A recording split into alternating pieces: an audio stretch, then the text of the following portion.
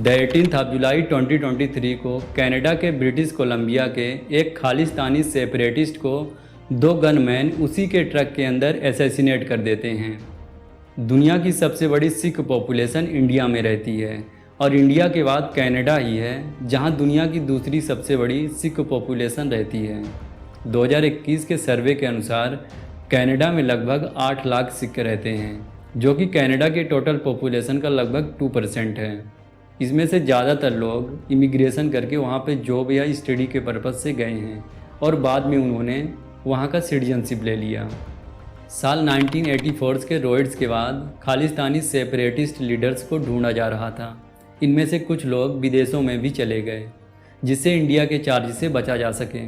कई देशों में ये अपने सेपरेटिस्ट आइडियाज़ को बढ़ाते रहे और इनका इन्फ्लुएंस इंडिया में भी काफ़ी हद तक बना रहा।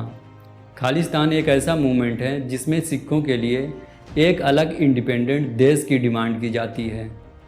लोग अलग अलग बेसिस के हिसाब से इसकी डिमांड करते हैं। कुछ लोग कनेक्टली पंजाब का जो हिस्सा है उसे इंडिपेंडेंट देश बनाने की बात करते हैं। कुछ लोग हरियाणा, हिमाचल प्रदेश और इवन पाकिस्तान के पंजाब का जो हिस्सा है उसको भी इसमें ऐड करने की बात करते हैं। पर मोस्टली सेपरेटिस्ट इंडिया के पार्ट को ही खालिस्तान बनाने की मांग करते हैं। इंडिया का स्टैंड शुरू से यह रहा है कि यह मूवमेंट इंडिया की सॉवरेनिटी के लिए खतरा है और इंडिया या फिर इंडिया के बाहर कहीं भी अगर कोई खालिस्तानी मूवमेंट उठता है तो वह इंडिया के हिसाब से एक टेररिस्ट एक्टिविटीज़ होगी जो कि इंडिया की सॉवरेनिटी को खतरा पहुंचाती है। 1970 और 1980s में ये मूवमेंट पंजाब में काफ़ी ज़्यादा एक्टिव था और एक अलग देश की डिमांड अपने फुल पोटेंशियल पर थी और इसके लीडर जनरल सिंह भिंडरावाले पर एक्विजिशन लगे थे कि कई लोगों के मर्डर के लिए वो रिस्पॉन्सिबल हैं। General Singh Bhindranwale golden temple में था और एक होली साइट होने की वजह से पुलिस वहाँ पर नहीं जा सकती थी और किसी को भी अरेस्ट नहीं किया जा सकता था। लेकिन ऑपरेशन ब्लू स्टार के under prime minister Indira Gandhi ji ने आर्मी को आदेश दिया कि आर्मी गोल्डन टेम्पल के अंदर जाए और इन लोगों को गिरफ्तार करे। ऑफिशियल नंबर के हिसाब से लगभग 400 प्लस लोग मारे गए ऑपरेशन ब्लू स्टार में और इसी केस के चलते इंदिरा गांधी को उन्हीं के 2 सिख बॉडीगार्ड ने उन्हीं के रेसिडेंस पर हत्या कर दी, जिसके बाद दिल्ली और पंजाब में काफ़ी मैसिव स्केल पर दंगे होने लगे और इसके बाद बहुत ही सेवियर क्रैकडाउन हुआ जिसकी वजह से इस तरह के खालिस्तानी लीडर्स को अरेस्ट किया गया और इसी वजह से खालिस्तानी लीडर्स ने सोचा कि इंडिया के बाहर जाना उनके लिए फ़ायदेमंद होगा क्योंकि इंडिया में इन पर क्रैकडाउन बहुत ज़्यादा था। इंडिया के बाहर खालिस्तानी मूवमेंट काफ़ी ज़्यादा सिग्निफिकेंटली एक्टिव है यूके, इटली, ऑस्ट्रेलिया और स्पेशली कनाडा में। कनाडा में सिख कम्युनिटी बहुत ही ज़्यादा इन्फ्लुएंशियल है। कनाडा की पॉलिटिक्स में इनके लीडर्स का काफ़ी अच्छा रुतबा है क्योंकि कुछ जगहों पर सिख एमपीज इलेक्टेड हैं।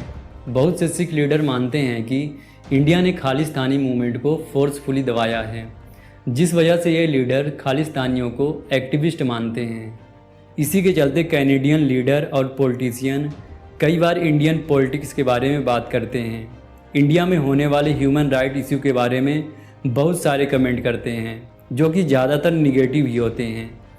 जगमीत सिंह कनाडा में एक न्यू डेमोक्रेटिक पार्टी का लीडर है जो कि कनाडा में इम्पोर्टेंट पोजीशन पर है क्योंकि इसी के सपोर्ट की वजह से current prime minister Justin Trudeau की सरकार चल रही है क्योंकि जस्टिन ट्रूडो के पास एब्सोल्यूट मेजॉरिटी नहीं है और इस वजह से उन्हें जगदीप सिंह के सपोर्ट की बहुत ज़्यादा ज़रूरत है। हरदीप सिंह निज्जर भी एक्चुअली इसी खालिस्तानी मूवमेंट के एक ग्रुप सिख फॉर जस्टिस का कनाडा का लीडर था। 1997 में हरदीप सिंह निज्जर फेक पासपोर्ट बनवाकर इंडिया से कनाडा भाग गया जहां उसने एक लोकल लड़की से शादी कर ली और इसी वजह से निज्जर को कैनेडियन सिटीजनशिप भी मिल सकी। 2015 में इंडियन गवर्नमेंट के हिसाब से यह खालिस्तानी टाइगर फोर्स का लीडर था जो कि इंडिया के हिसाब से एक टेररिस्ट ऑर्गेनाइजेशन है जो इंडिया में खालिस्तानी मूवमेंट और सेपरेटिस्ट को बढ़ावा दे सकती है और इसी वजह से इंडियन गवर्नमेंट ने 2020 में निज्जर के ऊपर 10 लाख रुपए की बाउंटी भी रख दी थी क्योंकि इसके ऊपर इंडिया में एक हिंदू पंडित को मारने का भी एलिगेशन लगा हुआ था। नाउ ये सब स्टोरी यहीं पर आकर मेन टर्न लेती है इसी के असैसिनेशन को लेकर कैनेडियन प्राइम मिनिस्टर ने वहाँ की पार्लियामेंट में स्टेटमेंट दिया कि इसके असैसिनेशन में इंडियन गवर्नमेंट का हाथ है। हालांकि इसके लिए उन्होंने कोई प्रूफ नहीं दिया, पर उन्होंने कहा कि उनकी इंटेलिजेंस के हिसाब से काफ़ी पुख्ता सबूत है कि इंडिया इस पूरे अटैक में शामिल है। और तो और उन्होंने इंडियन ऑफिसर को भी कनाडा से बाहर जाने का ऑर्डर दे दिया। रिटेलिएशन में इंडिया ने भी उनके एक प्रोमिनेंट डिप्लोमेट को यहाँ से बाहर निकाल दिया। अगर हम कनाडा की बात करें तो रिसेंट सालों में प्राइम मिनिस्टर जस्टिन ट्रूडो की गवर्नमेंट को वैसे भी बहुत ज़्यादा क्रिटिसाइज किया जाता है, क्योंकि लोगों का मानना है कि जस्टिन ट्रूडो प्रॉपरली गवर्नमेंट और फॉरेन पॉलिसी को नहीं जानते हैं और उनके कार्यकाल में कनाडा की जो वॉर कल्चर है वह बहुत ही ज़्यादा एक्सट्रीम लेवल पर बढ़ गई है। और इसके साथ साथ कनाडा का इन्फ्लुएंस भी पूरे वर्ल्ड में कम हुआ है, क्योंकि जस्टिन ट्रूडो खुद कहीं ना कहीं निपोटिज्म की वजह से उस पोजीशन पर बैठे हुए हैं। यही नहीं, ऑलमोस्ट हर एक वर्ल्ड फोरम पर जस्टिन ट्रूडो की वजह से कनाडा को बेइज्जत होना पड़ा है। एनीवे, आप इस मैटर पर क्या सोचते हैं कमेंट करके ज़रूर बताइएगा।